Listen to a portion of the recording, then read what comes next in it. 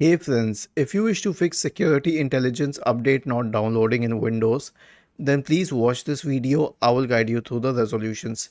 So the first solution is to run the Windows Update Troubleshooter. Right click on the Start button, select Settings from the menu. Now go to the System tab on the list on the left hand side. In the right pane, select Troubleshoot. Select Other Troubleshooters. Click on Run corresponding to the Windows Update Troubleshooter. It will start detecting problems and resolve them if possible.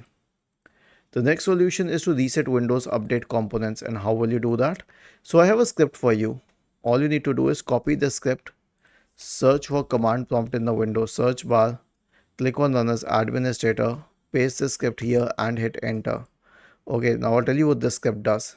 It stops the services associated with Windows updates. It will redo the profile for Windows update. It will delete the contents of the software distribution and cat root to folders. It will re-register the DLLs. Then it will reset WinSock, and finally it will restart the services associated with Windows updates. Was this helpful?